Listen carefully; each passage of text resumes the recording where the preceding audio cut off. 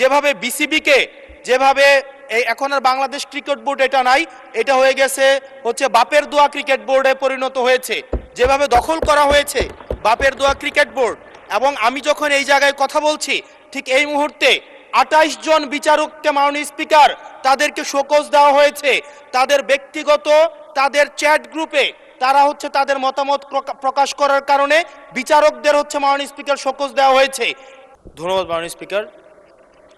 মাননীয় স্পিকার, আজকে যেই বিলটি উত্থাপন হয়েছে জুলাই গণঅভ্যুত্থানে অংশগ্রহণকারীদের সুরক্ষা ও দায় নির্ধারণের লক্ষ্যে যে বিলটা আনা হয়েছে, সেই বিলে যদি আমরা দেখি এখানে কমিশন বলতে জাতীয় মানবাধিকার কমিশনকে বোঝানো হয়েছে, এবং এখানে 2-এর ঘতে সংজ্ঞার মধ্যে আমরা যদি দেখি বিশৃঙ্খল পরিস্থিতির অপরাধমূলক অপব্যবহার, এটার ব্যাখ্যাটা দেওয়া হয়েছে রাজনৈতিক প্রতিরোধের পরিবর্তে সংকীর্ণ ও ব্যক্তিগত স্বার্থে সংঘটিত যে হত্যাকাণ্ডগুলো হয়েছে এটাকে একভাবে দেখা হবে।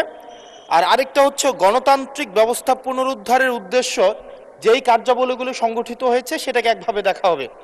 মাননীয় স্পিকার, প্রবলেমের জায়গাটা যেটা সেটা হচ্ছে সংকীর্ণ ও ব্যক্তিগত স্বার্থে যে ধরনের সংগঠিত হত্যাকাণ্ড হয়েছে সেটাকে কে ডিফাইন করবে, সেটাকে কিন্তু ডিফাইন করবে এই আইন অনুযায়ী জাতীয় মানবাধিকার কমিশন।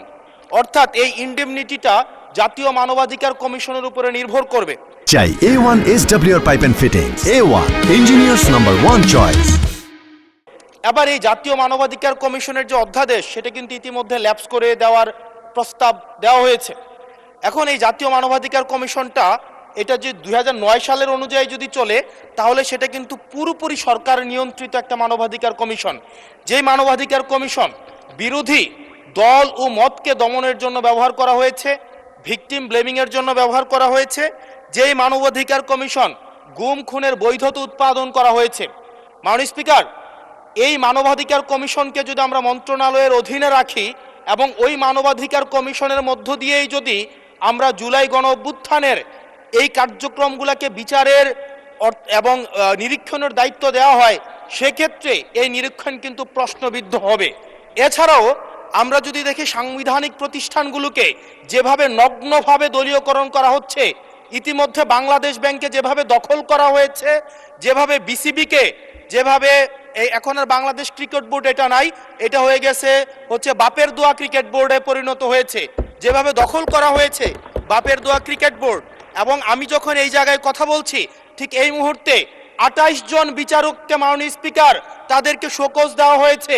তাদের ব্যক্তিগত তাদের চ্যাট গ্রুপে তারা হচ্ছে তাদের মতামত প্রকাশ করার কারণে বিচারকদের হচ্ছে মাননীয় স্পিকার শোকজ দেওয়া হয়েছে। এই বাস্তবতায় আমরা এই গণ অভ্যুত্থান পরবর্তী সময়ে যদি জাতীয় মানবাধিকার কমিশনকে একটা মন্ত্রণালয়ের অধীনে রাখি, স্বরাষ্ট্র মন্ত্রণালয়ের অধীনে রাখি, তাদের মাধ্যমে আমরা নিরপেক্ষ কোনো ধরনের অনুসন্ধান আমরা কতটা পাবো সেটা নিয়ে কিন্তু আমরা সন্দিহান। সেই জায়গা থেকে এই বিলটিকে যদি আমরা বাস্তবায়ন করতে চাই, এটাকে যদি আমরা ফাংশনাল করতে চাই, শুধুমাত্র অর্নামেন্টাল না, যদি আমরা ফাংশনাল করতে চাই তাহলে জাতীয় মানবাধিকার কমিশনকে অবশ্যই সেটাকে অটোনমাস করতে হবে। আমার সামনে যারা আছেন আমরা হয়তো আমাদের থেকে এখানে প্রত্যেকটা সদস্য নির্যাতন, নিপীড়ন এবং তাদের যে পলিটিক্যাল রিপ্রেশনের মাত্রা শত সহস্র গুণ বেশি। আমরা তাদের কাছে প্রত্যাশা করেছিলাম এই জাতীয় মানবাধিকার কমিশনকে তারা একটা স্বতন্ত্র বডিতে নিয়ে যাবে, অথচ আমরা দেখলাম যারা সবচেয়ে বেশি নির্যাতিত হয়েছে, নিপীড়িত হয়েছে, তারাই এটাকে একটা মন্ত্রণালয়ের অধীনে রাখতে চাচ্ছে। এই অজুহাতে যে জাতীয় মানবাধিকার কমিশন যদি অটোনমাস হয়ে যায় তাহলে সেটাকে হচ্ছে এটার জবাবদিহিতা কিভাবে নিশ্চিত হবে।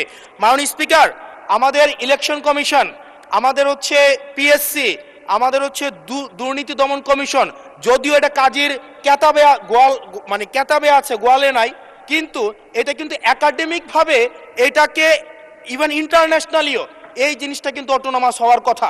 সেজন্য মাননীয় স্পিকার, যেভাবে বর্তমানে প্রতিষ্ঠানগুলো নগ্নভাবে দলীয়করণ করা হচ্ছে, সেজন্য জাতীয় মানবাধিকার কমিশন যে দলীয়করণ করা হবে না, আবার বাপের দোয়া একটা মানবাধিকার কমিশন বা বিরোধী দল দমন কমিশন করা হবে না, এটার প্রতি কিন্তু আমাদের আস্থা নাই।